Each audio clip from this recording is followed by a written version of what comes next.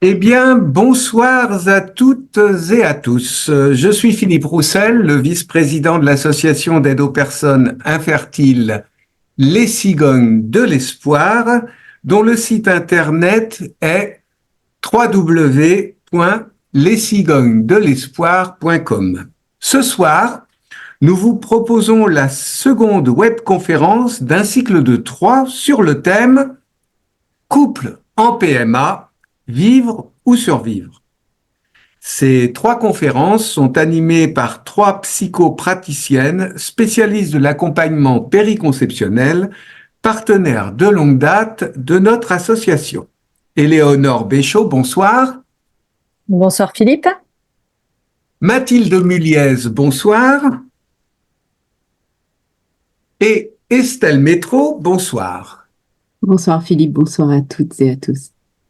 Vous recevez, mesdames, dans vos cabinets et en ligne, des personnes qui désirent enfanter, qui vivent un parcours de PMA, font famille, parfois avec la contribution de tiers, donneurs de gamètes. Vous accueillez des couples comme des femmes en projet solo. Et dans ce cycle de webconférences, vous vous adressez plus particulièrement aux couples. Vous observez, comme nous, que les couples sont souvent mis à rude épreuve dans les parcours de PMA. Peut-être, vous qui nous écoutez, avez-vous pu suivre notre première webconférence du 22 février sur le thème du désir d'enfant, de la projection et de la traversée du temps d'attente en couple. Sinon, vous pouvez la trouver en replay sur notre chaîne YouTube et sur notre page Facebook. Dans cette deuxième conférence, nous nous focaliserons sur les relations dans le couple et avec les tiers. Vous allez explorer comment le couple peut vivre à deux le parcours de la PMA, traverser accords et désaccords. Donner une juste place aux tiers, que ce soit le corps médical, l'entourage ou encore d'éventuels donneurs. Bienvenue aux participants qui viennent de nous rejoindre. Ensuite, vous pourrez échanger avec Éléonore, Mathilde et Estelle en fin de conférence. Et vous pouvez poser vos questions à présent dans le chat. Nous y répondrons bien sûr à la fin de la conférence. Mesdames, c'est à vous. Eh bien, merci Philippe et bonsoir de nouveau à toutes et à tous, ou bonjour si vous nous écoutez en replay. Alors pour cette deuxième conférence, nous vous proposons de nous pencher plus particulièrement effectivement sur les dynamiques relationnelles. Alors c'est un bien grand mot pour finalement parler de nos manières d'être ensemble. Alors je préciserai en préambule que comme dans notre première conférence, nous évoquerons ce soir des exemples issus de notre pratique et de notre clinique, et nous le ferons toujours dans le respect du consentement de nos consultants et bien sûr de leur anonymat. Et pour celles et ceux qui nous ont déjà suivis dans la première conférence, ils en ont l'habitude, eh bien nous les appellerons toutes Jules, Julie, Juliette, Julien, Julia, nous irons de l'un à l'autre. Alors Mathilde, peux-tu nous faire entendre la parole de nos consultants relative à ce thème de ce soir? Oui, Éléonore. Julia arrive dans notre cabinet seule. Jules n'a pas voulu venir. D'ailleurs, il ne l'accompagne plus dans les différents examens de ce parcours de PMA. Elle se sent infiniment seule. Julien, lui, ne trouve plus d'intimité. Tout ce processus lui semble être devenu une affaire publique. D'abord l'équipe médicale, puis son groupe d'échange sur Insta, sa mère, sa sœur aux premières loges chaque soir de tentatives de transfert, il n'en peut plus. Il sait bien que Juliette en a besoin, mais il ne sait plus où est leur espace intime. Ces témoignages parlent de nos dynamiques relationnelles, bousculées par la PMA.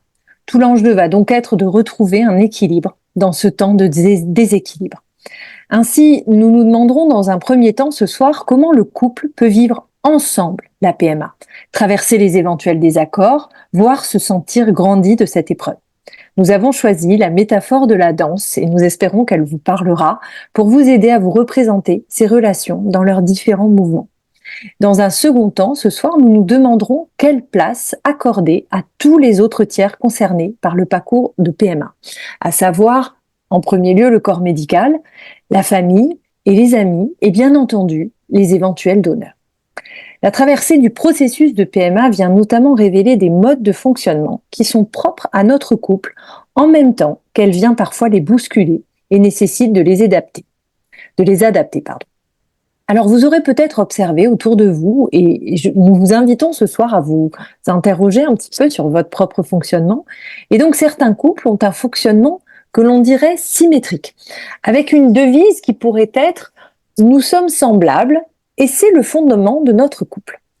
Il pourrait compléter en disant « Nous sommes symétriques dans nos ressentis, dans nos actions, dans les places que nous prenons, dans les responsabilités que nous endossons dans le couple. » Et c'est avec mes mains là que je vous montre, c'est un petit peu comme ça. On aurait le couple dans cette symétrie-là. D'autres couples se sont davantage construits sur un modèle que l'on pourrait désigner comme étant complémentaire, avec une devise qui serait « Nous sommes différents et c'est le fondement de notre couple ». Ainsi, il pourrait dire « Nous n'avons pas le même ressenti ni la même façon d'agir dans de nombreuses situations.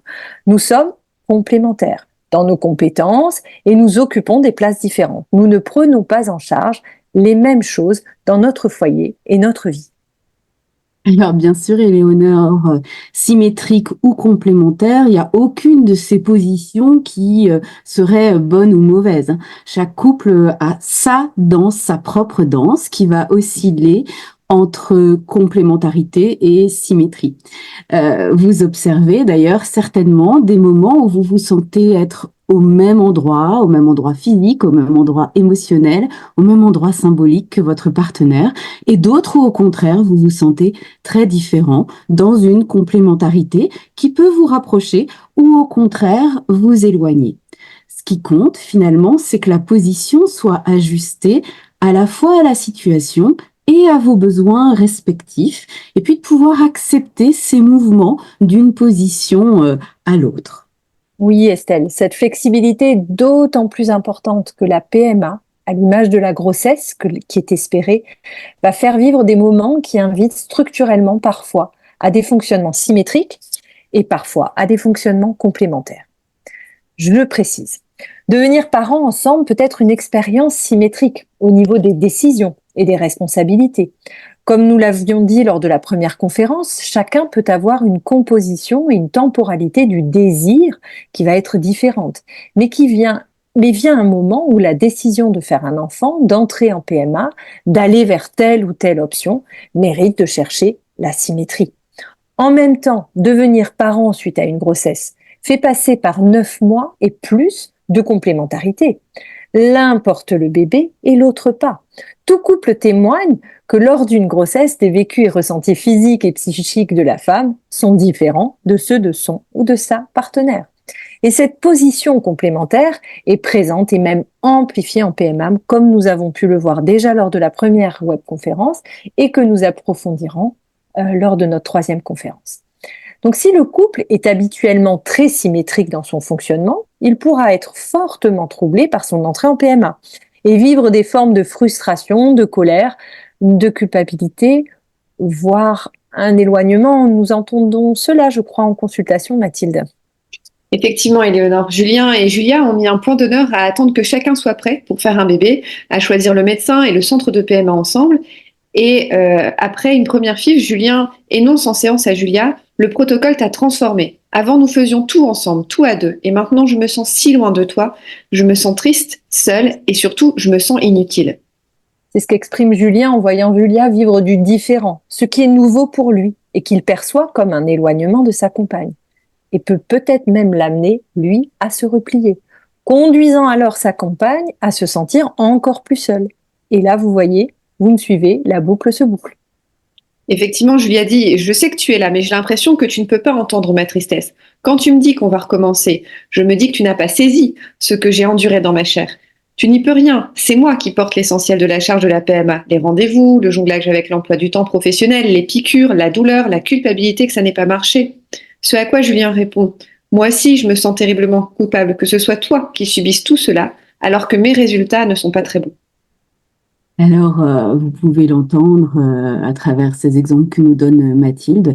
Il va être important, et c'est ce que nous faisons dans nos cabinets, d'inviter Julia et Julien à s'écouter, même à tenter de se mettre à la place de l'autre, parfois même en changeant de fauteuil dans le cabinet, mais vous pouvez tester à la maison aussi, Et c'est pour le couple au fonctionnement symétrique vraiment un nouvel apprentissage de se découvrir différent dans certaines circonstances et dans ce parcours de PMA. Et donc, les hommes pourraient, par exemple, être invités à découvrir les effets émotionnels des cycles hormonaux sur leur compagne. Et ce type d'exploration, ça permet de recréer un cadre de compréhension commun autour des différences. Ce cadre de compréhension commun des différences, Estelle, c'est aussi un véritable enjeu pour les couples de femmes. Avoir toutes les deux un corps de femme peut donner l'illusion que l'on pourra entretenir la symétrie en PMA, pendant la grossesse et après la naissance. Or, vivre la PMA, la grossesse, le postpartum dans sa chair, crée de fait de la symétrie à accepter et invitera à découvrir la complémentarité.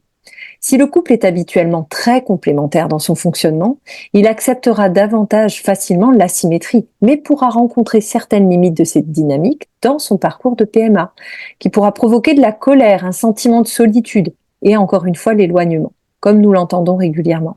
N'est-ce pas, Mathilde ? Oui, Juliette s'emporte face à son conjoint. J'avais besoin de toi pour choisir si nous faisions le transfert d'un seul ou de 2 embryons. C'était terrible quand tu m'as répondu qu'on ferait comme je voudrais. Ce choix, il était à nous deux. C'était un choix trop important pour que tu me laisses le faire seul, que j'emporte toute l'initiative et la responsabilité. Je me suis sentie vraiment seule à ce moment-là. Juliette peut avoir le sentiment de porter seule, comme elle le dit, le désir, les décisions, les démarches. Cela a pu lui convenir jusqu'à un certain point. Son conjoint a pu penser bien faire, certainement. Mais il est des moments où faire un bébé ensemble suppose, à des moments clés du parcours, notamment pour les choix d'options, de se retrouver, d'être ensemble, comme l'exprime et le réclame Juliette. Et comme nous l'avons évoqué lors de la première conférence, quand l'attente est longue, nourrir ensemble le rêve, construire ensemble une vision commune de cette parentalité future peut être une ressource très importante.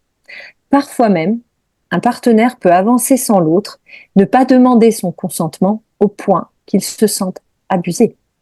En effet, Éléonore, par exemple, Julien dit: j'ai toujours admiré l'énergie que tu mets depuis toutes ces années dans ce projet d'enfant.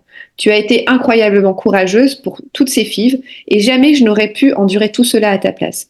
Je sais que je n'ai pas toujours été très présent, mais là, cette décision d'aller vers un don d'ovocytes, je ne suis pas certain d'y être prêt. J'ai peur que ce soit trop pour moi. Dans la dynamique de ce couple, Julien a trouvé longtemps son compte à laisser à Juliette la responsabilité de faire cet enfant. Et Juliette est prête à tout mettre en œuvre pour cela, au point que cela aille au-delà de ce à quoi Julien peut consentir. Alors, à travers les propos d'Éléonore et les exemples de Mathilde, vous aurez bien compris que chaque couple a sa danse entre symétrie et complémentarité.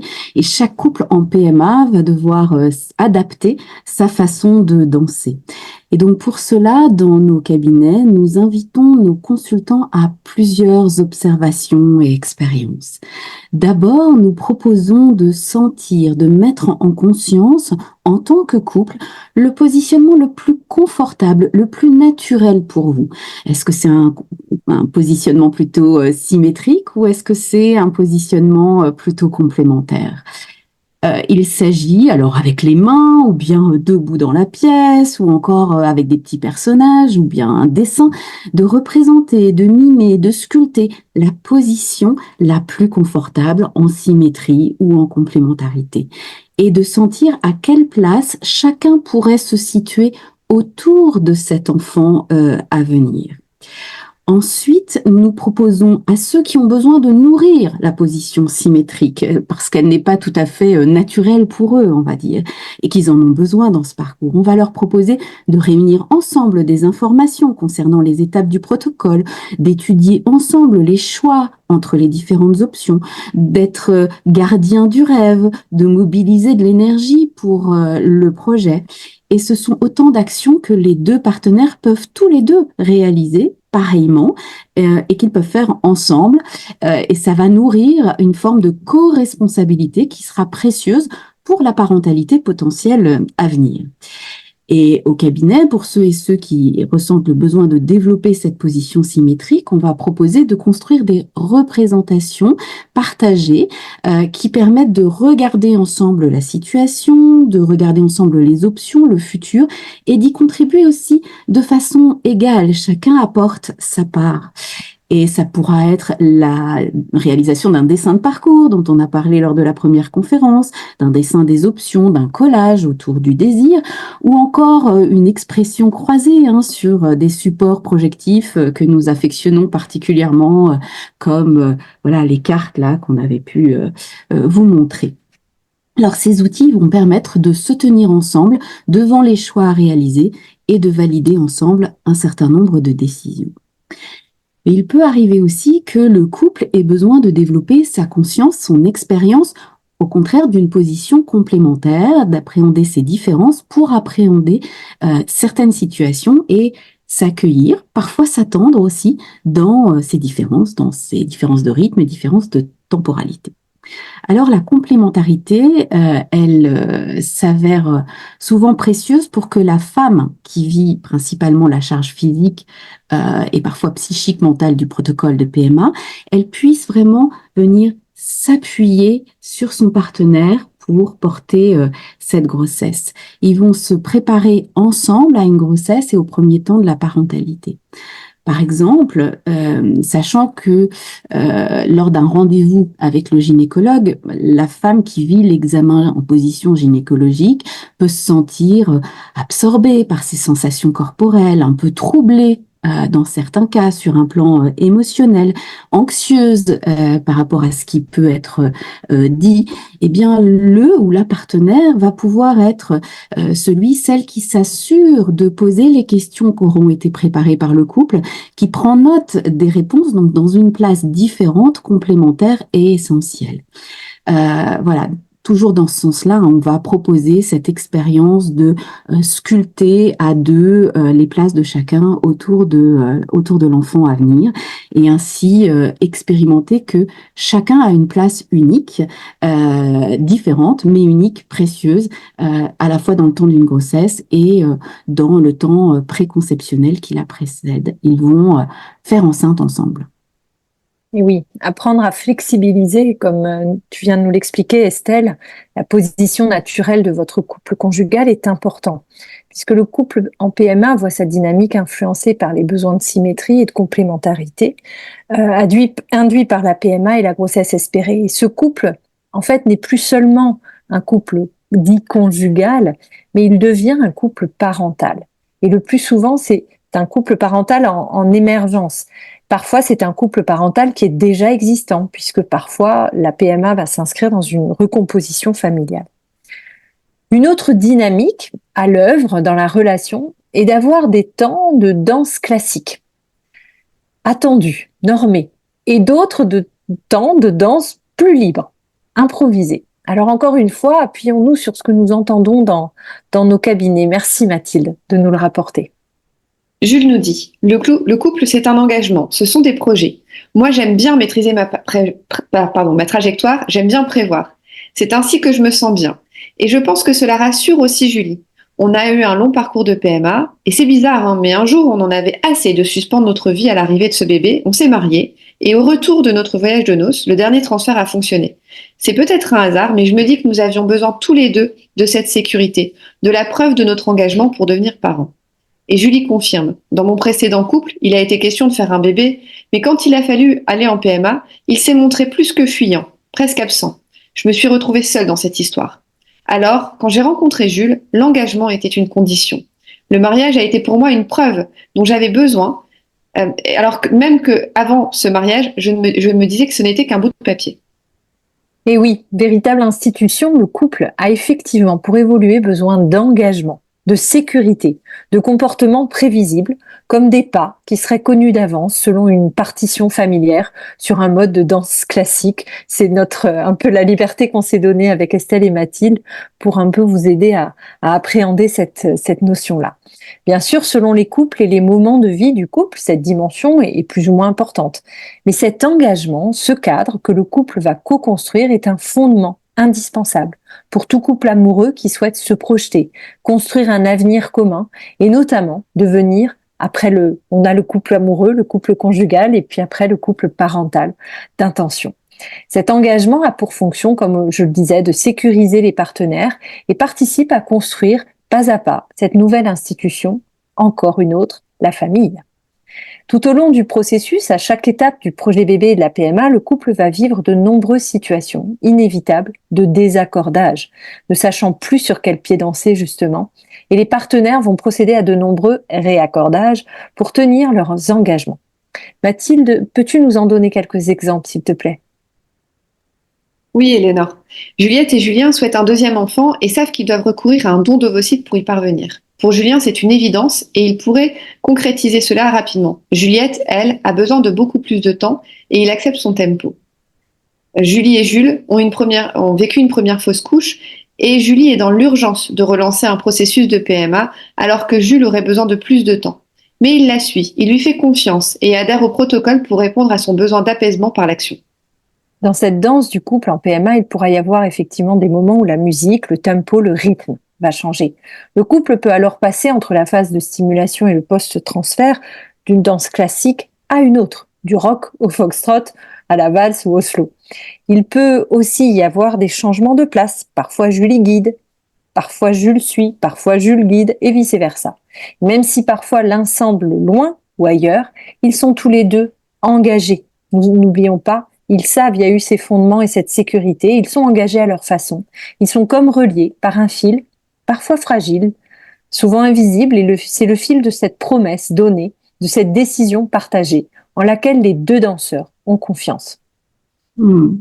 Et du coup, dans nos cabinets, pour permettre au couple de nourrir ces pas de danse classique, nous pouvons être amenés à leur proposer de rédiger un contrat ou de donner une certaine forme, une certaine représentation à leurs promesses et à leurs engagements clés.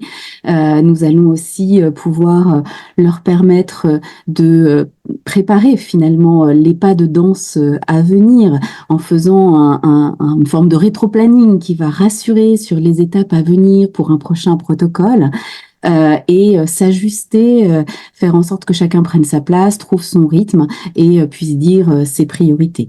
La fameuse sculpture aussi, dont on parlait tout à l'heure, qui peut se faire debout, en pied, pourquoi pas avec un élément, un objet représentant l'enfant à venir, ça va permettre encore dans les corps d'aider à envisager, à sentir, à prévoir la place la plus ajustée que chacun peut prendre. Est-ce qu'on va être comme ça autour de l'enfant à venir? Est-ce que voilà la femme qui porte va pouvoir s'appuyer sur sa partenaire d'une certaine manière, et on va aller vraiment dans des ressentis du corps pour sécuriser chacun dans les pas de danse à venir. Mais la danse classique, elle ne suffit pas à vivre en couple. Parfois, à vivre ce protocole en couple, parfois, il va falloir laisser de la place à une part d'improvisation pour que le couple puisse se nourrir, se régénérer. Et à ce propos, Mathilde, nous entendons des choses dans nos cabinets. Tu peux nous en témoigner? Oui, tout à fait. Julie se sent très triste. Jules ne parle plus que de chiffres, de doses, de résultats de laboratoire. Il a tout lu sur tout. Je n'en peux plus. Je me sens oppressée, j'étouffe. Il est à la fois trop près de moi dans cette PMA et si loin. J'ai besoin de retrouver nos grains de folie d'avant. Peut-être juste de rire avec lui, de retrouver notre légèreté. Oui, merci Mathilde. Là, Julie témoigne de l'autre besoin fondamental dans la danse du couple qui vient compléter les pas de danse classique que nous venons de voir, l'improvisation. Alors, ce pourrait être du jazz, si l'on reste dans notre métaphore. Il est question de se surprendre, de partager un rire, une émotion forte, de jouer hors cadre. Et c'est peut-être une façon de se déconnecter à son désir c'est peut-être une façon de se connecter à son désir que de créer, de jouer, de se reconnecter à son énergie vitale. Il s'agit aussi de se redécouvrir, de se dévoiler à l'autre, de se mettre à nu d'une autre manière et d'accueillir l'autre dans sa beauté d'être, d'honorer ce qu'on aime chez lui de façon essentielle. C'est refaire de la place à l'intime, à la vraie rencontre, d'ouvrir cet espace de partage des émotions, d'accueil de nos plus grandes vulnérabilités et de notre profonde puissance peut-être. Prendre soin de cet espace d'intimité est d'autant plus important que l'intimité est précisément touchée par la PMA, qui impose au couple conjugal la présence de tiers. Nous y reviendrons dans la suite de notre conférence. Et cela parle même, parfois on a déjà trouvé ce terme d'extime, qui s'oppose à cet intime, dans un intime dévoilé à l'extérieur. Oui, Éléonore, Julien témoigne de cela. Conserver une vie intime spontanée est difficile. Cela faisait déjà des mois que notre sexualité était très programmée, calée sur des tests d'ovulation, et avec une bonne dose de pression pour être au rendez-vous. Et depuis qu'on a commencé la PMA, Juliette n'a pas trop la tête à faire l'amour. J'ai peur de l'embêter. J'ai aussi peur que l'on ait du mal à se retrouver. L'intimité du couple, c'est aussi la sexualité, oui. Et quand la sexualité devient procréative, qu'elle rime avec devoir, obligation, horaire, il est justement nécessaire de retrouver et de nourrir d'autres sources d'intimité et de laisser place parfois à une danse un peu plus spontanée. Et quand la PMA se substitue à la sexualité pour faire un bébé, cela devient encore plus essentiel. Alors certes, ce n'est pas simple et il n'y a rien à réussir, mais retenons que plus les partenaires laissent de l'espace entre eux et le temps passé, et plus ce pourra être difficile de se relier à nouveau.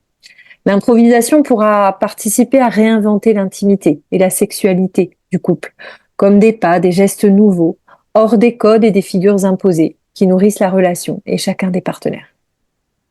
Oui, alors en ce sens, Éléonore, au cabinet, avant les protocoles, nous proposons souvent aux couples une ou deux séances de préparation. Nous l'avions évoqué lors de la première conférence. Et nous les invitons à se projeter émotionnellement dans les différentes étapes du protocole et dans la grossesse et la vie de famille qu'ils appellent de leur vœu.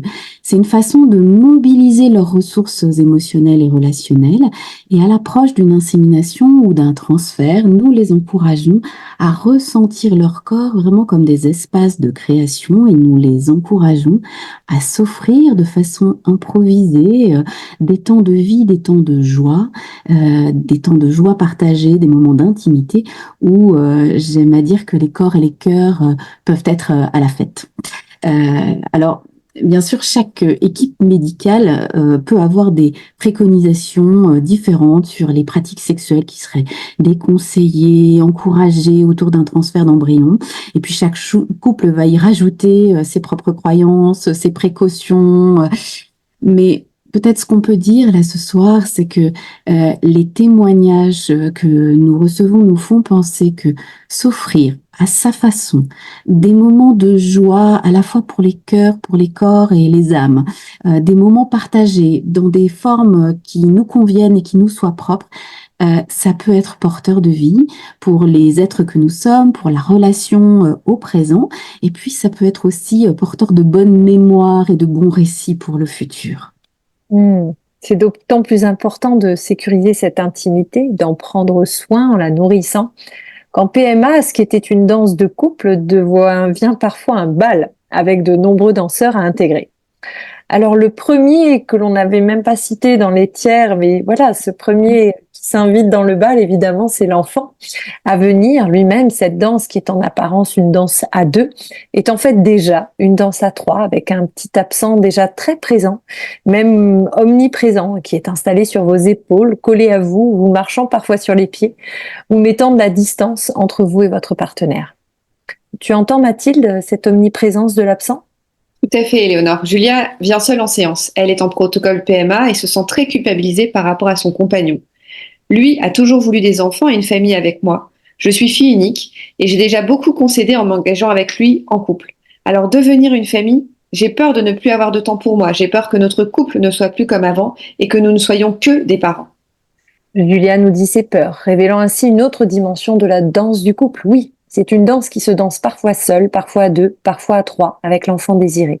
Il va s'agir donc de manière ajustée aux besoins de chacun et de chaque couple, de préserver des territoires intimes, pour soi, pour l'autre, pour le couple, pour le trio en devenir. Et alors pour cela, nous proposons au cabinet au couple de visualiser ce passage de 2 à 3, ou plus parfois quand il y a déjà des enfants au foyer. Et avec de simples cercles, les couples sont invités à représenter à la fois leur territoire personnel et le territoire de partage du couple conjugal, par exemple. Et puis, ils vont dans ces espaces-là projeter l'enfant. Et là, faire apparaître leurs espaces de mère, de père, et puis aussi de nouveaux espaces de couple parental et de famille à trois. Alors ça, c'est l'occasion de dire parfois des peurs, la peur de perdre de son temps personnel, la peur de voir son couple conjugal qui serait comme effacé par le couple parental, par exemple. C'est aussi une belle occasion d'exprimer le parent que l'on a envie d'être et ce que l'on rêve de vivre avec cet enfant. Et puis, c'est une opportunité de nommer, de partager, de discuter les besoins de chacun, parce que si on a moins de temps pour soi, ce qui la réalité des parents et de la famille, eh bien, voilà, on va trouver de nouveaux équilibres. Et donc, parfois, les anticiper, c'est un trésor pour la suite, parce que le risque d'oubli de soi, comme le risque d'oubli du couple, il peut être très grand durant le protocole et après dans la parentalité. Donc, c'est important de reconnaître que prendre une heure de pure solitude avec un bon livre ou se retrouver sans son conjoint, avec des amis autour d'un verre, ou bien être deux et simplement deux sans penser ni parler d'enfants, nourrir son duo amoureux, c'est aussi vital que de se permettre parfois d'imaginer la vie à trois. On a besoin de nourrir tous ces espaces qui s'intersectionnent entre ces différents cercles. Alors les danses que nous venons de vous présenter se superposent parfois, ou l'une d'elles vient au devant de la scène. Aucune n'est bonne ou mauvaise, nous espérons que vous l'aurez compris. Il s'agit que vous puissiez construire au fil du protocole la danse qui vous ressemble, le plus qu'elle soit bien dynamique, vivante et ouverte. Et tout ce que le couple comprend alors de sa danse en PMA pourra être déployé dans sa parentalité potentielle et l'aider dans l'articulation de ces dimensions de couple conjugal et de couple parental, à la fois reliés et distincts, comme nous le montrait Estelle avec les cercles. Nous avons évoqué la danse à trois du couple avec l'enfant désiré dès lors qu'il y a projet d'enfant. Et bien sûr, à l'enfant s'ajoutent d'autres tiers, bien d'autres tiers, en particulier en PMA. Alors, c'est d'eux dont il va être question dans ce deuxième temps de notre conférence. Alors, la place que vous laissez et accordez aux tiers va dépendre largement de la manière dont votre couple écoute, respecte et fait respecter ses besoins. Oui, Éléonore. Julie déplore cette perte d'intimité à deux qu'elle imaginait au départ pour faire son enfant. Il a d'abord fallu intégrer les différents gynécologues qui se sont succédés, accepter d'en changer, raconter encore, puis sa propre famille, dont on doit finalement gérer les inquiétudes et les émotions déjà si difficiles pour nous, puis des amis avec qui Jules avait besoin de partager. C'est trop, elle a besoin de reposer des limites. Et oui, comme le mentionne Julie dans cet exemple, une multitude de tiers interviennent dans un parcours de PMA. Là où dans une conception sous la couette, l'intimité, on est à deux et c'est tout. Ces interventions des tiers, si elle est nécessaire, n'en nécessitent pas moins d'être acceptées et intégrées. Et pour que ça fonctionne, ces tiers doivent être positionnés à leur juste place. Et c'est ce que nous allons explorer dans cette deuxième partie de la conférence. Tout processus de PMA impose l'intervention de tiers médicaux. Tout au long de votre parcours, l'enjeu pour votre couple va être, selon nous, de garder une part active dans les choix et les décisions à prendre et de pouvoir nourrir toujours une confiance envers ce corps médical et de lui accorder une juste place dans votre vie.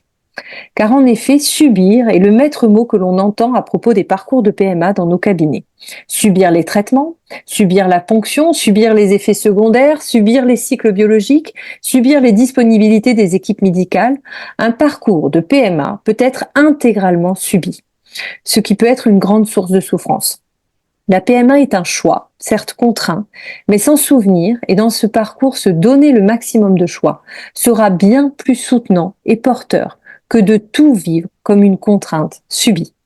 Il existe des interstices de choix, certes parfois étroits, et de décisions où le couple ou l'un de ses membres pourra choisir, refuser, temporiser ou encore demander les autres options et protocoles et se donner des choix. Quand on a besoin de reprendre un peu la main, le couple est une précieuse ressource pour ouvrir ces espaces de discussion et trouver la force d'énoncer ses besoins et de poser des limites. Julie témoigne. J'ai insisté. Je voulais me faire mes piqûres sans infirmière. C'était mon petit espace de maîtrise, là où je pouvais garder la main et ne pas tout subir. Pour Juliette, c'est différent. Me faire faire mes piqûres par une infirmière, c'est un luxe, une douceur que je m'offre. Et pour Julia et Juliette, le moment de la piqûre est un moment ritualisé, un temps particulier à deux. Ce temps de la piqûre, ce temps des piqûres, ça nous semble être un exemple intéressant parce que c'est un acte qui, à première vue, est simple et anodin, mais qui peut ouvrir en fait beaucoup plus de choix qu'on ne le pense. C'est une occasion de réfléchir à comment répondre au mieux à ses besoins, à son besoin. Et on peut se demander, et si possible même se demander à deux, quelles sont mes options, quelles sont nos options? Est-ce que je vais le faire chez moi, chez nous, à l'extérieur, là où je serai, ou est-ce que je vais le faire chez l'infirmière? Est-ce que je vais faire moi-même mes piqûres? Ou est-ce que c'est toi qui vas me les faire? Ou est-ce que c'est une professionnelle, un professionnel qui va rentrer dans la danse? Et quelles sont mes peurs et mes frustrations par rapport à ces différents scénarios? Et qu'est-ce que ces peurs et qu'est-ce que ces colères éventuelles m'apprennent de mes besoins? Et c'est de cette manière-là que je vais découvrir quels sont mes besoins de sécurité, mes besoins en termes de facilité d'organisation, mes besoins d'autonomie, et que je vais être plus actrice et à l'écoute de mes choix, et que mon partenaire, ma partenaire va pouvoir participer de ces choix avec moi. Donc c'est en écoutant son corps et son cœur qu'on va pouvoir répondre à cette question. Et donc cette simple question de qui fait les piqûres et de où on les fait, en réalité, c'est un choix, un parmi bien d'autres choix de ce qui est le plus approprié pour nous, pour notre sécurité, notre réceptivité, pour faciliter le fait d'être enceinte pour cette nouvelle vie en soi. Et Mathilde, je crois que tu as d'autres exemples de couples qui ont osé des choix et des choix encore d'un autre ordre, des choix forts parfois. Oui, Estelle. Ainsi, Julie raconte, nous avons changé de clinique, nous ne nous sentions ni respectés ni écoutés. Nous avons demandé le transfert de mes ovocytes vitrifiés dans une autre clinique avec laquelle nous nous sentions plus écoutés. Et ensuite, tout a été différent. Julien et Juliette sont dans un parcours de PMA depuis 10 ans. On les presse vers le don d'ovocytes car la limite d'âge approche et ils décident de tout stopper, de faire une pause afin de prendre le temps de décider si oui ou non ils souhaitent se diriger vers ce projet. Julien dit: c'est tellement important que ce n'est pas à quelqu'un d'autre de décider de ça pour nous. Juliette ajoute: si nous allons vers le don, je veux être certaine de ne pas le regretter et de pouvoir accueillir pleinement cet enfant. Comme Julie, Juliette et Julien, vous pouvez trouver des espaces de choix et de décision. Nous pensons notamment au choix du médecin et des autres accompagnants, au choix de la clinique, des modalités d'intervention, anesthésie locale, générale, recours à l'hypnose, au choix de la présence des 2 membres du couple, 2 tiers, amicaux ou familiaux, aux périodes d'intervention, aux lieux, aux modalités d'examen, etc. Certes, le temps est là et il court et les équipes médicales ne sont pas en reste pour vous le rappeler. Mais vous avez cette possibilité, nous dirions presque la responsabilité au vu du sujet dont il est question et du potentiel de devenir parent, de prendre ce temps. Le temps de vous informer sur tous ces possibles, d'écouter vos ressentis, le temps d'écouter vos besoins, cet alignement corps, cœur, sens, comme nous venons de vous le présenter rapidement avec la piqûre.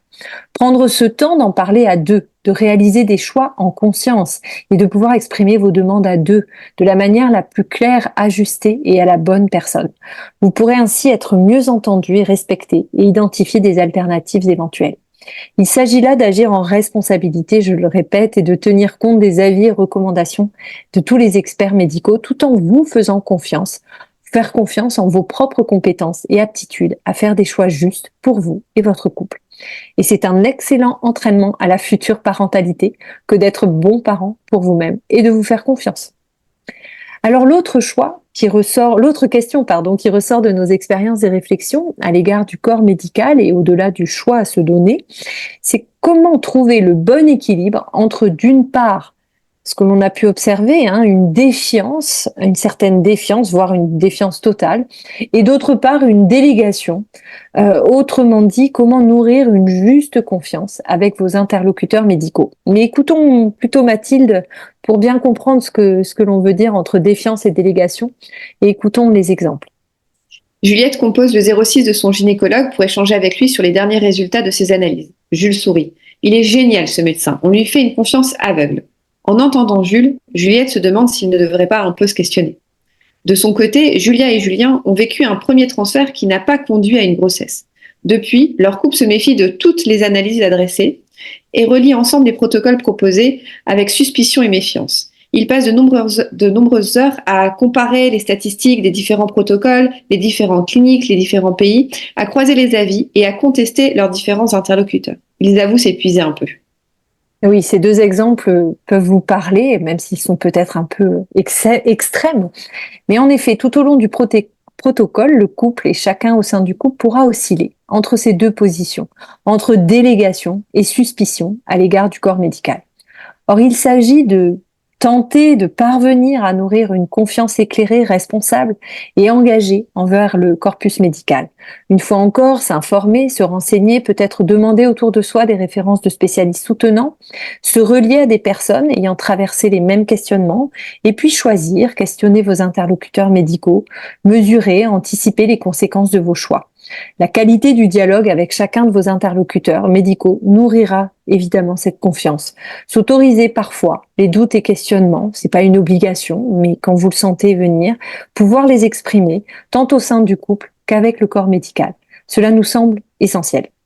Cette intention nourrira aussi une confiance en vous-même et une confiance que vous pourrez déployer tout au long de votre vie de futurs parents pour prendre soin de votre enfant, sans dépendre de la validation constante du corps médical, avec cette conviction que vous, parents, vous serez les mieux placés pour savoir ce dont votre enfant aura besoin.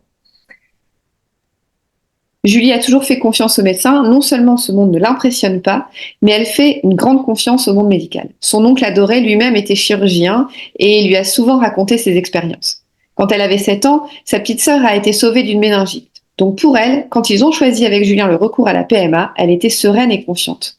Julien, lui, est plus mitigé. Il reste très impressionné par ce monde, voire distant, et à peine entré dans un cabinet médical, il se sent très mal à l'aise et il ne supporte pas la vue d'une aiguille. Bon, alors, comme le disent Julie et Julien, les vécus de chacun des membres du couple, les préjugés que chacun porte à l'égard du corps médical, positif ou plus négatif, ils vont être activés lors d'un parcours de PMA. Et il va être important de les mettre en conscience et de pouvoir en parler, voire tenter de les dépasser si c'est un facteur de défiance majeur. Et c'est là que votre complémentarité, celle qu'on a évoquée en début de conférence, elle peut être extrêmement précieuse pour pouvoir envisager de vivre de nouvelles expériences positives avec le corps médical et avec le soutien de celui ou celle qui s'en sent le plus proche, on va dire, ou au contraire de celui qui va pouvoir mettre la juste distance. Et donc, nous dirions que dans nos cabinets, voilà, ce type d'expérience, ça permet de construire de nouvelles croyances soutenantes. Voilà, donc l'enjeu de cette confiance co-construite au sein du couple et avec le corps médical, c'est de vous éloigner de cette suspicion contre-productive, de cette vigilance qui potentiellement va vous fermer au vivant, et de nourrir un sentiment de sécurité, un sentiment d'ouverture, de pouvoir réellement faire équipe avec ce corps médical qui est partie prenante de la PMA et qui peut là vraiment vous soutenir et être une ressource dans ce moment-là. Et l'équilibre de cette confiance, il pourra être aussi trouvé pour l'un, l'autre ou l'autre des deux membres du couple par le recours complémentaire à d'autres approches alternatives et complémentaires elles aussi, comme les massages énergétiques, l'ostéopathie, la naturopathie, l'accompagnement périconceptionnel ou d'autres. Ça peut vous permettre de trouver un équilibre entre défiance et délégation aveugle. Donc, selon l'histoire de votre couple, votre contrat amoureux et la confiance que vous vous accordez mutuellement, l'arrivée de ce tiers médical, sachant et potentiellement puissant, peut évidemment entraîner une série de fantasmes, de liaisons à trois ou de trahisons dans le couple. Julien évoque en séance son malaise avec colère. Tu n'en as que pour ton gynéco. C'est avec lui que tu fais cet enfant ou pas, en fait? Julia raconte le transfert d'embryon de sa compagne Juliette. Elle était si persuadée que c'était le bon qu'elle a voulu embrasser le gynécologue, lequel l'a stoppée d'un geste. Elle en rit encore. Ces réactions sont normales. Il ne s'agit pas de culpabiliser. Du moins, tant que cela n'amène pas à des passages à l'acte entre la patiente et le médecin, ou de jalousie excessive, voire de violence au sein du couple, par exemple. Il s'agit, selon nous, de pouvoir nommer cette ambivalence, comme le fait Julia, et de rendre transitoire cette confusion. C'est un sujet d'abord intime à chacun, à éclairer de manière consciente avec soi-même et à envisager ou pas, selon la relation, de le partager avec l'autre. L'enjeu est que cela ne hante pas ensuite le récit de conception de l'enfant, ce que nous verrons en troisième conférence. Ainsi, nous observons que parfois, certains enfants fruits de PMA ont pu sentir cette part fantasmatique et la révéler incidemment par leur questionnement. « Maman, si j'ai bien compris, tu m'as fait avec le médecin, c'est ça ?» Il vaut mieux avoir conscientisé et assumé auparavant cette zone floue et l'avoir partagée avec son conjoint. Alors, certaines situations, constats d'infertilité ou âge, amènent les couples à se voir proposer, concevoir avec donneur. Et nous entrons dans une autre donc catégorie de tiers, celle des dons, avec dons, pardon, des PMA avec dons. La PMA peut être faite avec simple don d'ovocytes ou de spermatozoïdes ou double don, ou voire même don d'embryon. Comme nous venons de le voir avec ce tiers qui était le tiers médical, plane aussi avec un tiers donneur ou donneuse l'ombre de l'adultère, ce tiers permettant potentiellement d'avoir un enfant. Jules et Juliette ne se comprennent plus. Juliette est très déçue d'un récent transfert d'embryon conçu avec un don anonyme de spermatozoïdes. On lui indique que le donneur est finalement châtain avec les yeux verts alors que son conjoint est brun aux yeux bleus. Je ne peux pas accepter que le donneur soit châtain avec les yeux verts, je n'aime pas ce genre d'homme et je ne veux pas que mon enfant soit châtain aux yeux verts. Juliette nous dévoile ici dans une sincérité très touchante toute sa confusion entre le donneur, le conjoint et l'enfant désiré. Certes, ils sont liés, mais ils sont distincts. Avant la PMA, c'était bien la solution envisagée pour donner un héritier. De tels récits emplissent la Bible et l'histoire des femmes et d'hommes ayant fermé les yeux sur ce tiers adultérin ayant permis de les faire père ou mère. Non mise en conscience, cette confusion, là encore potentiellement transitoire, peut hanter l'histoire des origines de l'enfant. Cette confusion peut aussi peser sur le couple et ressortir lors d'une éventuelle crise. Il nous semble donc très important de pouvoir y poser des mots. Il va donc s'agir ici de nourrir la distinction entre donneur et amant ou maîtresse en clarifiant sa fonction et sa place. Et cela sera différent selon chacun d'entre nous. Pour les uns, ce pourra être une fée ou encore un autre arbre qui vous aura donné généreusement une graine. Pour d'autres, un ange, un cadeau, un miracle du XXIe siècle ou juste un homme généreux ou enfin une femme solidaire touchée par la difficulté d'autres femmes. Oui, on aborde là un sujet vraiment essentiel et bien souvent dans nos cabinets, nous sommes amenés à réfléchir avec vous à ce qui fait un parent. Est-ce que c'est le lien génétique ou est-ce que c'est l'intention de s'engager à accompagner un enfant sur son chemin de vie? Il semble important de replacer ici l'intention de chacun dans ce processus, parce que l'intention du donneur ou de la donneuse, c'est de donner des gamètes. À aucun moment, son intention, c'est de s'engager dans une parentalité. Cet engagement parental, c'est celui du couple qui accueille ces gamètes et qui s'engage auprès d'un enfant en devenir. On pourrait dire, c'est l'intention qui fait l'engagement et c'est l'engagement qui fait le parent.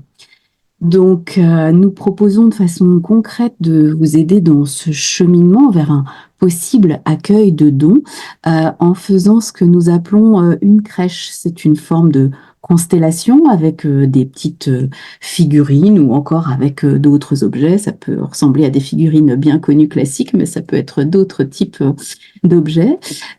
Ils vont être choisis par le couple ou bien par l'un des membres du couple si ils souhaitent travailler seuls, ça peut arriver.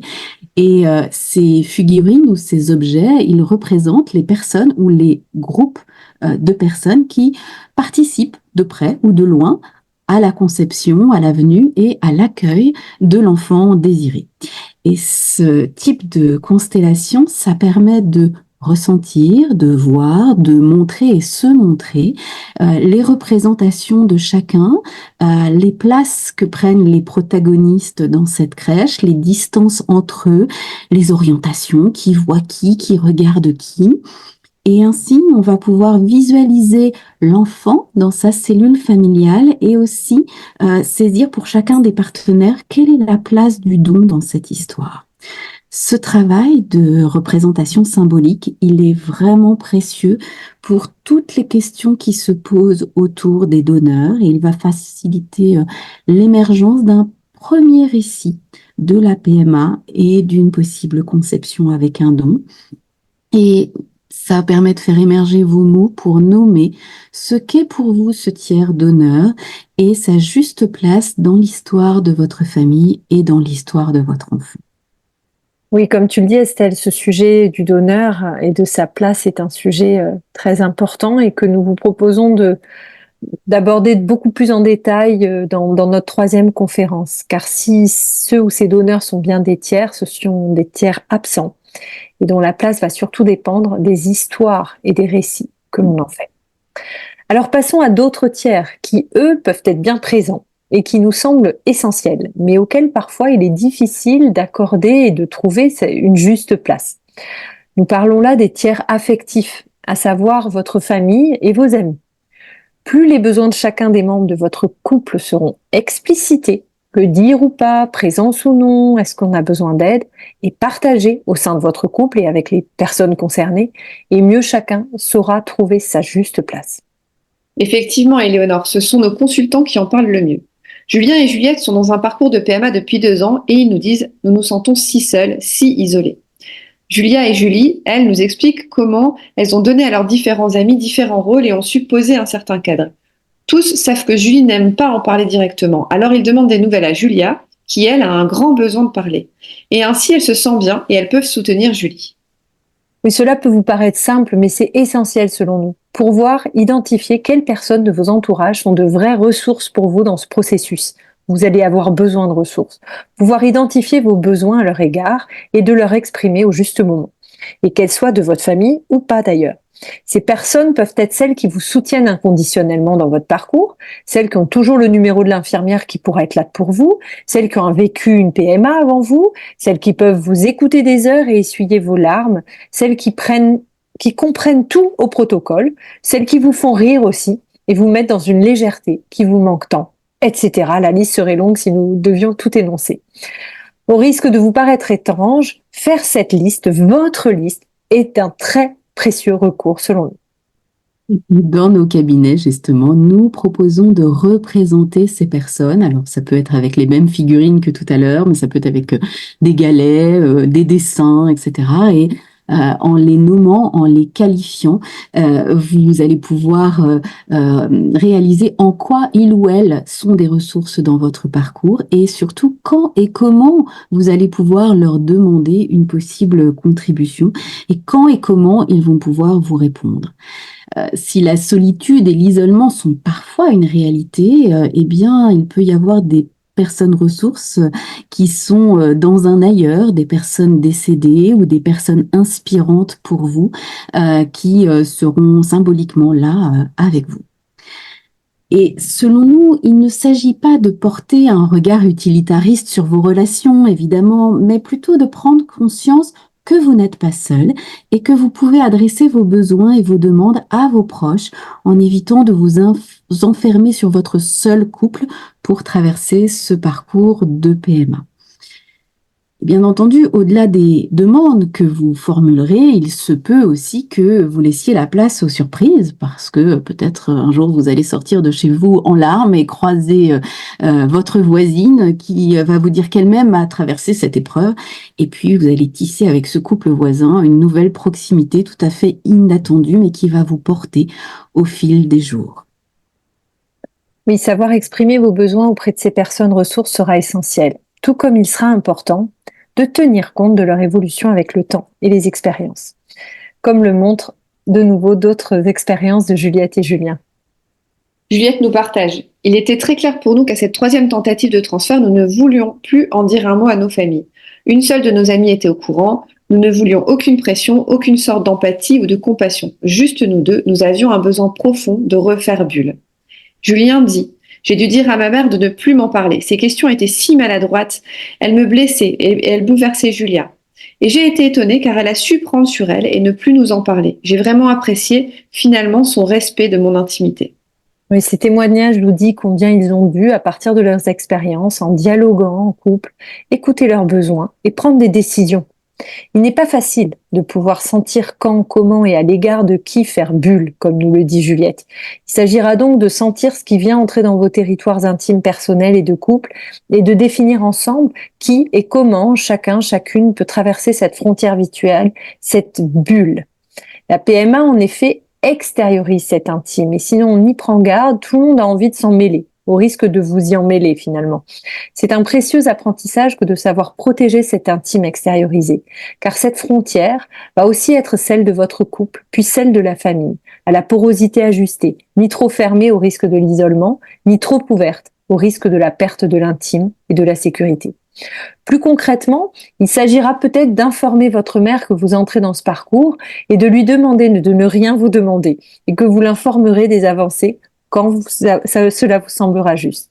Ou encore de demander à votre sœur de ne plus vous appeler chaque jour, car si vous sentez tous ces sentiments, vous avez aussi besoin d'être avec vous-même.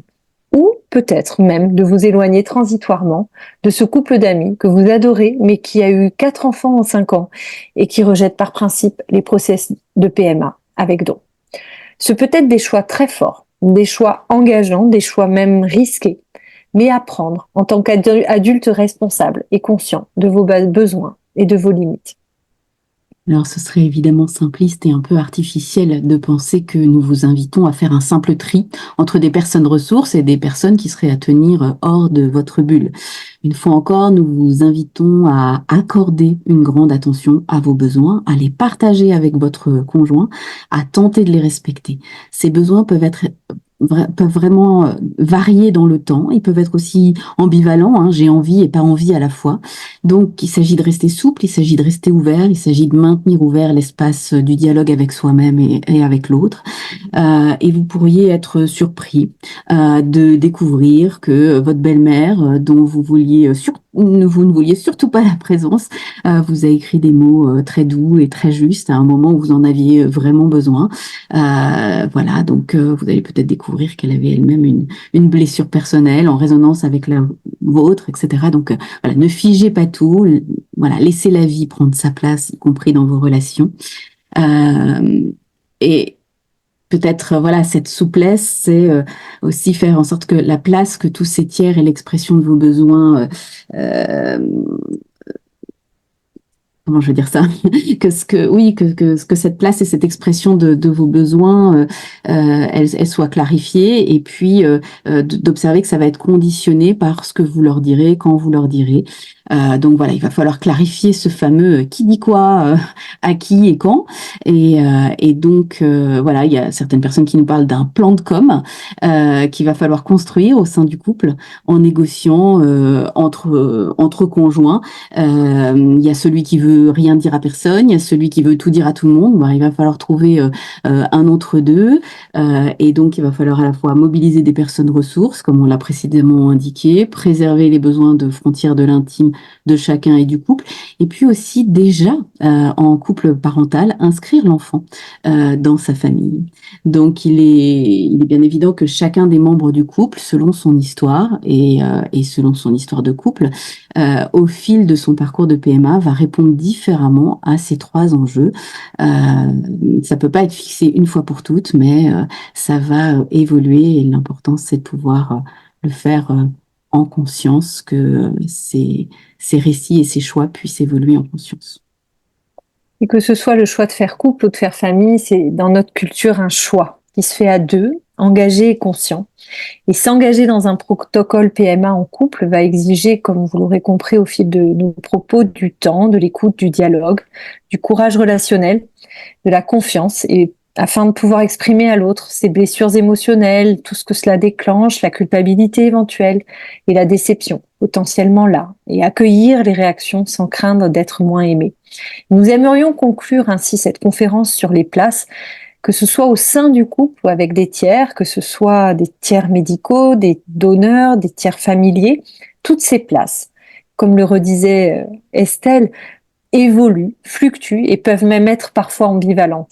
C'est l'essence même d'un système ouvert qui est déjà votre couple et que pourrait devenir votre famille, un système ouvert, vivant et fécond. Alors prenez soin de vous, prenez soin de vos couples, prenez soin de vos relations avec celles et ceux qui gravitent autour de ce parcours PMA. Et nous sommes à l'écoute de toutes vos questions et réactions en cette fin de conférence. Je récupère la parole. Merci, mesdames, en tout cas. Alors, avant de vous inviter à répondre aux questions du chat, je rappelle que cette conférence sera disponible en replay. Je vous invite, si ce n'est déjà fait, à vous inscrire à la dernière conférence qui se tiendra le 4 avril et qui s'intitule « Comment intégrer ce parcours dans nos histoires de vie ». Vous pourrez également rencontrer Estelle, Mathilde et Marianne, une autre thérapeute, lors de notre réunion d'information ouverte à tous sur la fertilité, la PMA et surtout le don d'ovocytes le 5 mai à Paris, où elles animeront des ateliers en présentiel sur le thème « Comment devenir parent en accueillant un don de gamètes. Vous pouvez vous inscrire à ces ateliers sur notre site www.lescigognesdelespoir.com à la rubrique événements. Je vous rappelle enfin que l'on vous retrouve, mesdames, sur vos réseaux sociaux, site internet, dans la liste de nos partenaires. Et on peut, comme je viens de le dire, vous rencontrer dans certaines de nos réunions à Paris ou en province. Maintenant, place aux questions si vous en avez. Alors, quelques questions. Marie nous écrit: je sais que mon mari veut mon bonheur et que je me sente libre de choisir les prochaines étapes de notre parcours, le pays, la clinique, et je ne sais pas comment lui faire comprendre que là, pour ce projet d'enfant, j'ai vraiment besoin que nous prenions les décisions ensemble. Laquelle d'entre vous veut répondre? Ah.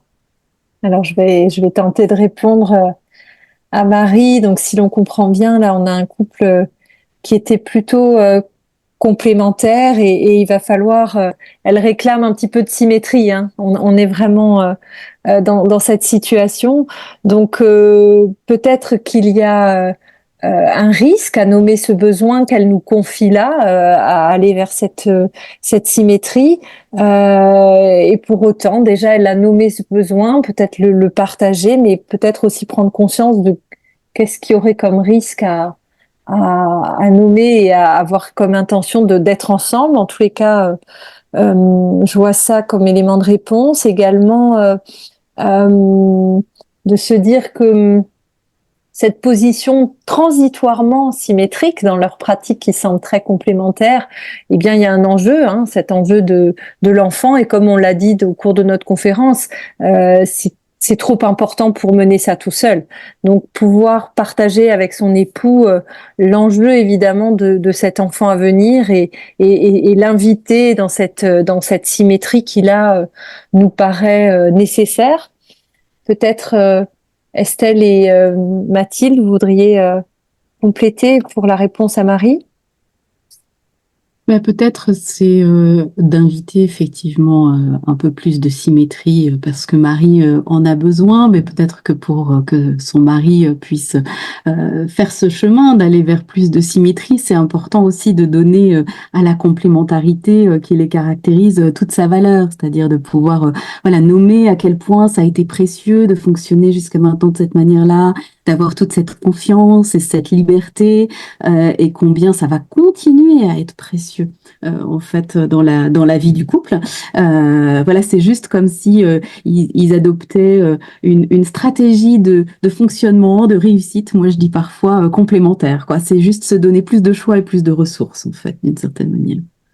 Et je compléterai par le fait que cette capacité à aller dans les deux scénarios symétriques ou complémentaires sera très utile une fois que l'enfant ou les enfants seront là, parce que avec les enfants viennent un certain nombre de décisions et de postures parentales à prendre, et donc c'est vraiment intéressant de pouvoir sentir à quel point le couple va pouvoir être à l'aise, que ce soit dans les positions symétriques ou complémentaires, pour accompagner l'enfant dans tous ces questionnements et dans toute son éducation. Bien, je pense que vous avez répondu. J'ai un message de Romain qui dit: comment faire pour parler de notre parcours de PMA et du possible don d'ovocytes à mes parents qui s'inquiètent sincèrement pour nous et notre projet d'enfant sans que ma compagne se sente coupable et jugée et m'en veuille. Mesdames. Mmh. Alors, on entend peut-être déjà un sujet autour pour votre compagne, Romain, un sujet autour de l'acceptation de ce don, hein. On peut imaginer que ça a été voilà, tout un chemin de l'accepter pour vous peut-être et pour votre compagne. C'est pas rien, effectivement, que de renoncer aux rêves qu'on avait, à la façon dont on s'était projeté, de renoncer à ses gamètes, voilà aussi un héritage génétique et à la transmission de cet héritage génétique, et d'inventer, d'imaginer une autre façon de devenir parent, et surtout de se sentir légitime dans cette parentalité, dans cette maternité. Donc peut-être, je dirais, avant même le sujet des tiers et des parents, il y a peut-être pour vous en couple quelque chose autour de voilà, sortir de cette peur du jugement et de cette culpabilité voilà, en remettant encore euh, dans votre espace d'échange et dans votre espace de réflexion peut-être des ressources pour, pour, euh, pour sentir que ce chemin-là, c'est le vôtre et que peut-être pour vous, ça fait du sens. Voilà, peut-être je vais passer le bâton de parole à mes collègues qui auront des choses à ajouter. Oui, peut-être je me disais en t'écoutant Estelle, il y a aussi la question du temps. À quel moment dire ça et qu'effectivement, on a parlé du qui dit quoi à qui, mais il y a le quand qui est important, que ce soit une parole intégrée en fait, que là on sent que c'est un sujet déjà peut-être pour l'épouse en fait, hein, un peu compliqué, comme tu disais, ce temps du deuil, le temps de l'intégration à deux, et ça me fait penser aussi que euh, là, ça impliquerait que la difficulté procréative vient que de l'un des deux, et c'est vrai dans une dimension biologique, ça l'est pas forcément dans toute cette dimension de l'histoire du couple, parce que souvent, ce que l'on voit dans nos cabinets, c'est que même pour celui qui n'a pas ce problème biologique, en fait, ça va résonner dans son histoire. Cette question d'intégrer du tiers, cette question d'une difficulté à enfanter, ça va potentiellement avoir du sens. Donc, il s'agit bien que le couple puisse euh, porter cette difficulté-là et que ça n'incombe pas à un seul avec toute la culpabilité et la potentielle illégitimité, comme tu nous disais, Estelle, que peut porter l'un des seuls membres. Oui, du coup, on pourrait même voilà, se demander voilà, qu'est-ce que ça représente en fait, hein, cette attente de petit enfant pour vos parents. Je sais pas, Mathilde, peut-être. Peut-être pour compléter, j'aurais envie de vous inviter à venir assister à la troisième conférence parce que c'est vraiment le sujet de cette troisième conférence. Comment inscrire l'enfant dans cette histoire familiale qui est la vôtre et dans ce système qui est le vôtre, mais aussi comment raconter et comment raconter à la fois à l'enfant, mais aussi aux tiers, aux familles, toute cette histoire autour de cette histoire de l'enfant et des modalités procréatives qui sont peut-être particulières à cette histoire. Une nouvelle question d'un spectateur ou spectatrice anonyme. Je ne vois pas comment me projeter dans une complémentarité et encore moins dans une symétrie dans mon couple, dans la mesure où la cause de notre infertilité, c'est moi, pas lui. Donc c'est une dame. Je sais que je ne me pardonnerai jamais si notre PMA n'aboutit pas, que je me dirai qu'il aura gâché sa vie à cause de moi. Lui ne me paraît que peu investi dans la PMA. Notre couple bat de l'aile, des conseils, point d'interrogation.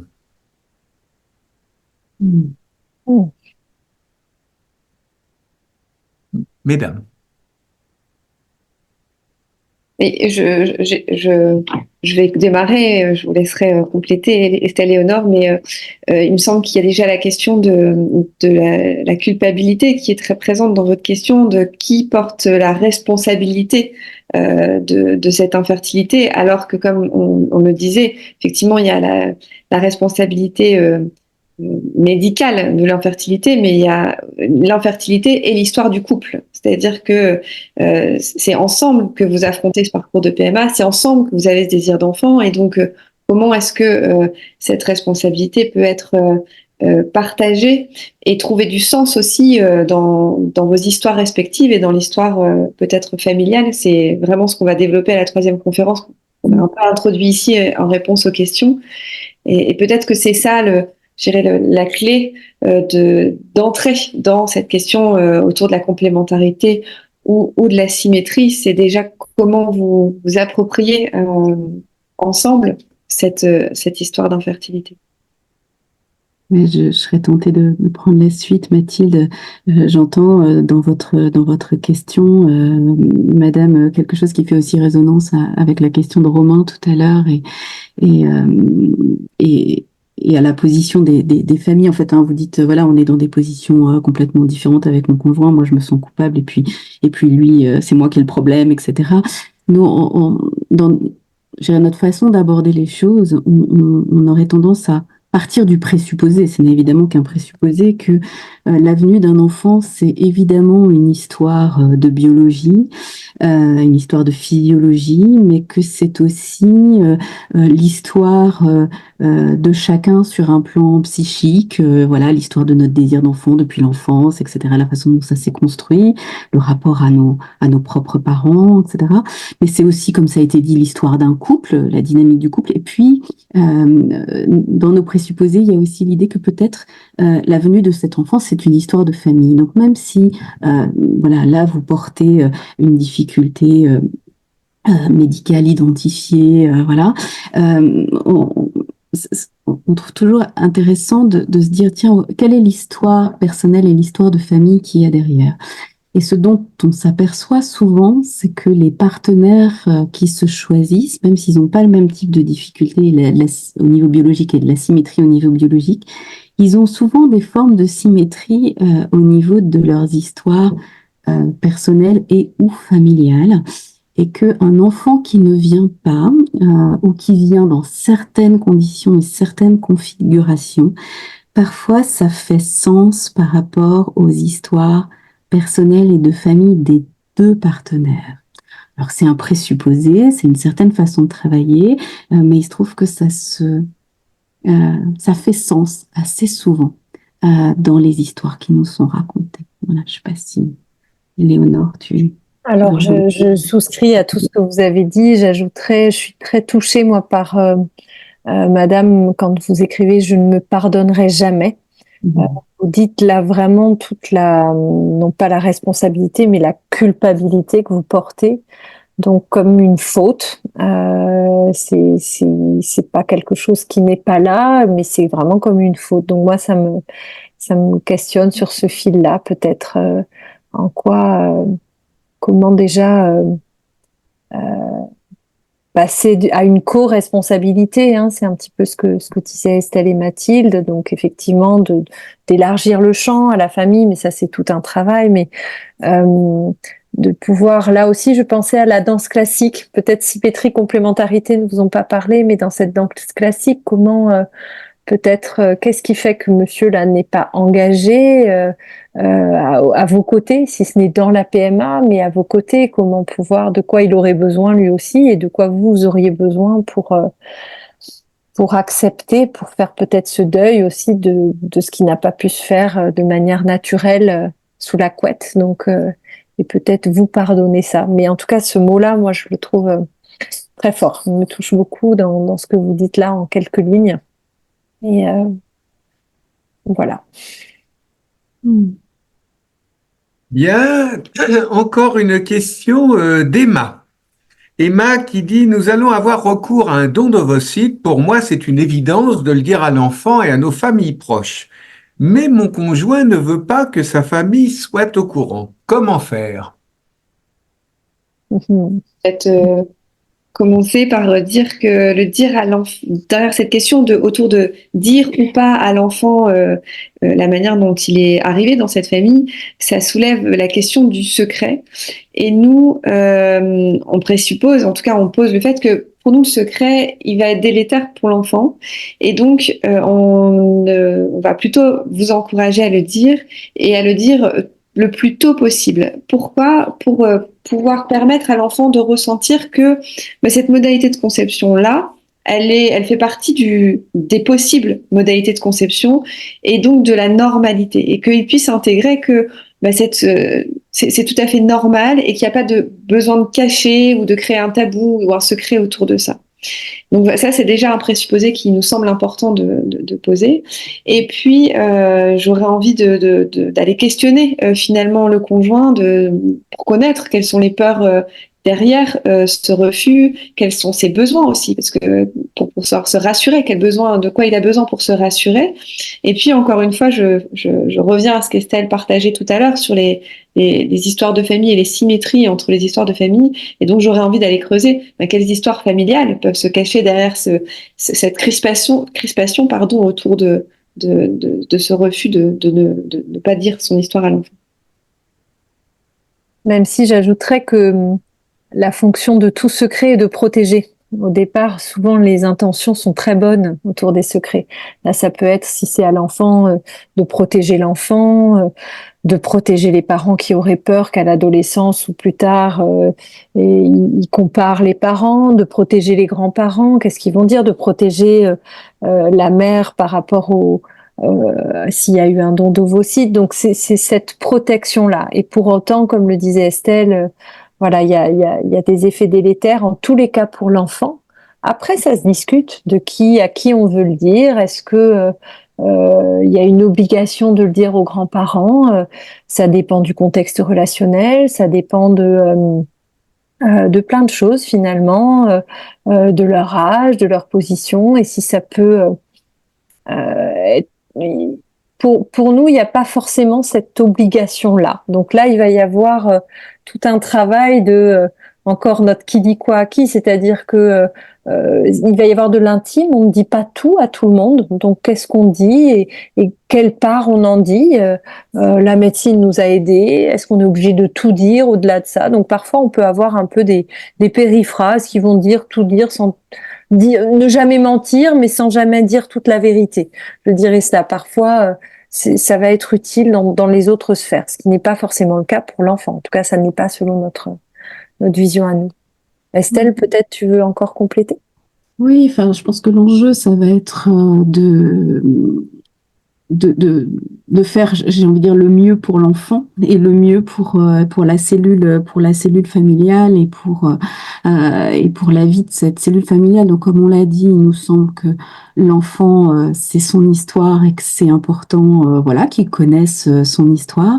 Et peut-être que au-delà de la connaître, ce qui va être important, c'est que il n'y ait pas de honte associé à son histoire. Donc, si effectivement on le dit à l'enfant puis qu'on le met au secret en lui disant, bah, surtout tu le dis à personne, cet enfant, il pourrait ne pas comprendre pourquoi il faut le dire à personne.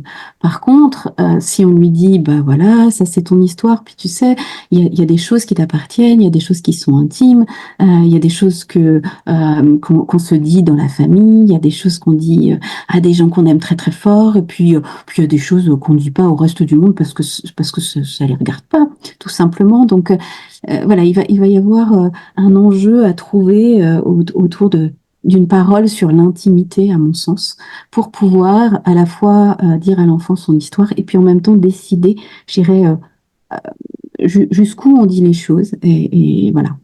Après, là, vous êtes sur la question des grands-parents, et cette question des grands-parents, elle vient poser des questions autour de l'appartenance, d'accord?